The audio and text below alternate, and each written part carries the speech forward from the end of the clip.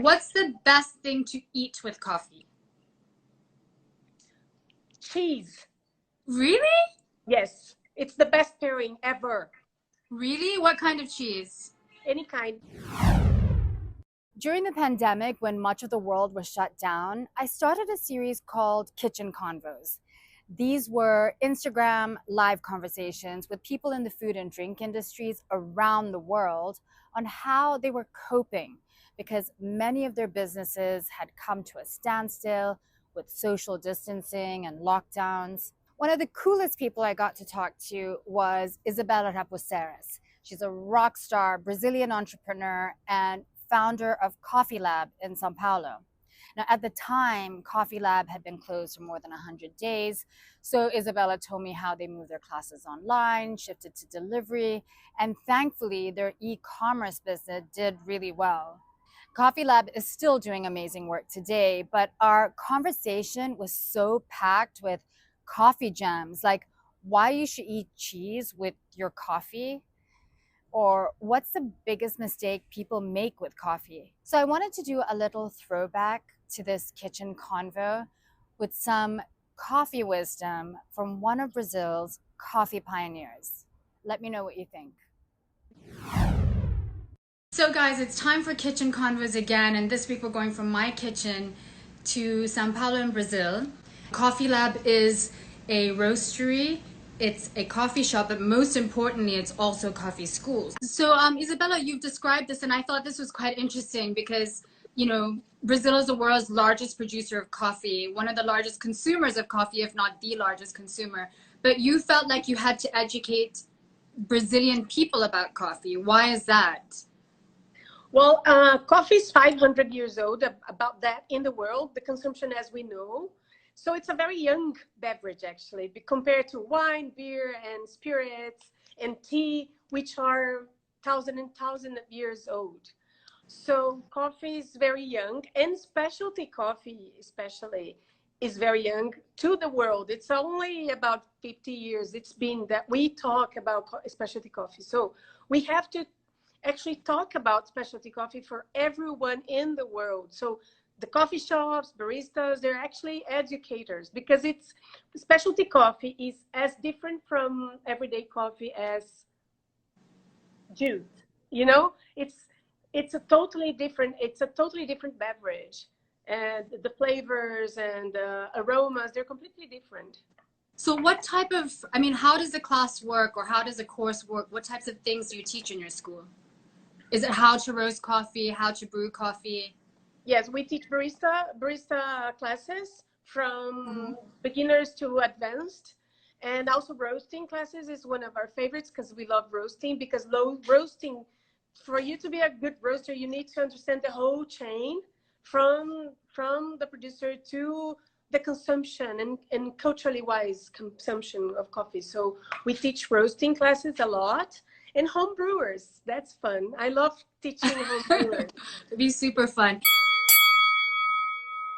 Okay, so Isabela, we're gonna do a speed round now, which is fun. I mean, the whole thing is fun for me, but I really love doing this. So I'm gonna ask you quick questions and whatever comes to mind is your answer. Cool? Okay. Ready? Yes. Okay. I don't know. Question 1. Espresso or cappuccino? Espresso. Sugar in your coffee or no sugar? It depends on the coffee. Okay. But I usually don't have sugar in my coffee because I'm a cupper, so I'm a taster, coffee taster. So I don't usually sweeten, but I'm not against it. Okay. Who makes the best coffee in the world? Oh my God, there's no such a thing as the best coffee in the world. Okay, so aside from Brazil, where else would you go to get coffee if you had a choice? I love Kenyans. Oh yeah, that's a great answer. Okay. What's the first lesson you teach in your coffee school? Don't believe me. Test everything. Doubt us.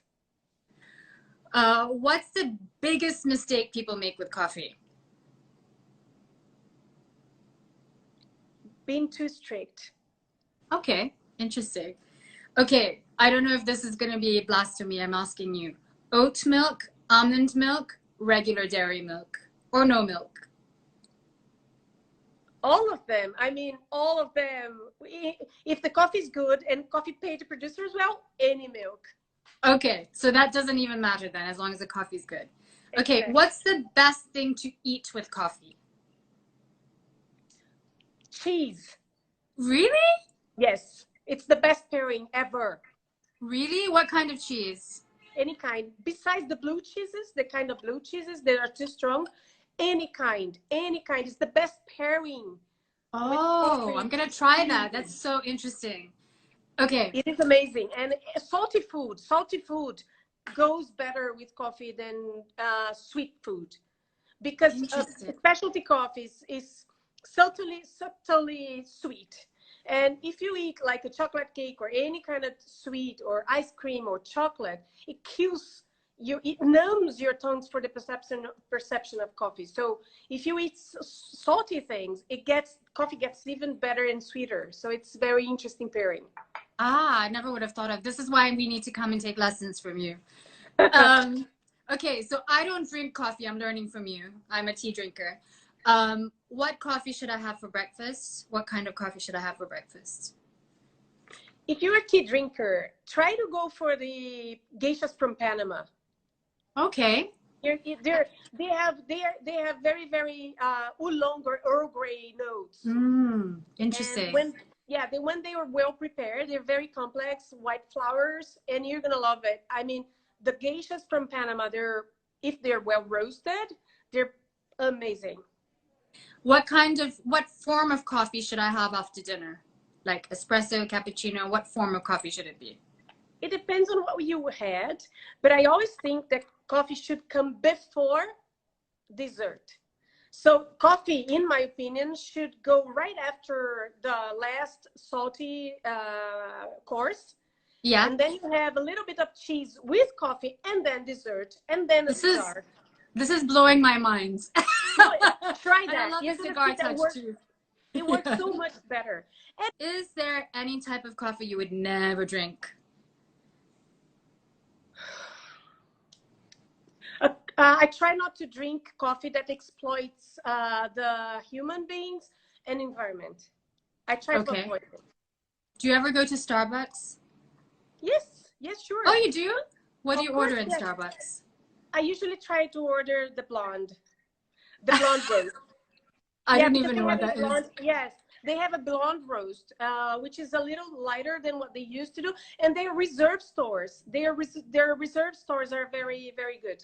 I mean, they're doing a very, very nice job in their reserve stores. And you know what?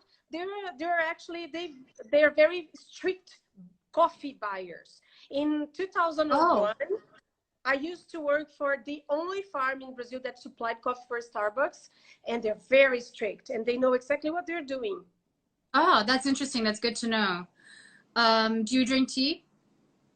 I do sometimes, yes. Do you put milk in your tea or no milk? I've done that, and I actually think it works, but it's not my habit, so I don't usually do it. But I like infusions. I like good teas. I like Darjeelings. I think the good Darjeelings are beautiful. I've had a blue tea from China once. It was amazing, jasmine flowers. I like everything that excites my palate and my nose. I like. So this is a question I ask everybody I interview. If the world was ending tomorrow, what would be your last meal? I can't tell you. It's Cocoa Crisps. That's it? The cereal. I love it. It's Cocoa Crisps. I love it. Really? Comfort food for you then. Cereal? Okay. Yeah, it's the cereal, Cocoa Crisps. I love it. And I don't have it in Brazil, so that would be my last meal. Oh, so that's what we have to send you for your birthday, yeah? Okay. I love it. Final question, another question I ask everybody is, everyone knows I cannot cook without music, so I always need music recommendations. So what song should I put on my next cooking playlist, Isabela? That's the hardest answers of all, because I'm really into music. So that's why I know Eddie Mota, my dear friend, one of the best musicians in Brazil ever.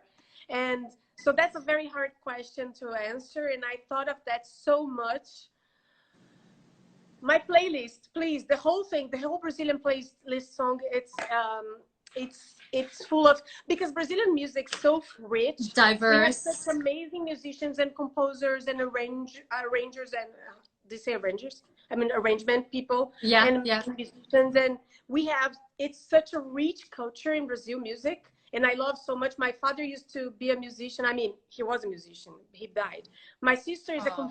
composer. My whole life is surrounded by music. So that's the hardest question. It's easier to answer. Well, it's a huge country and so diverse. So We have great rhythms, and but I thought of one.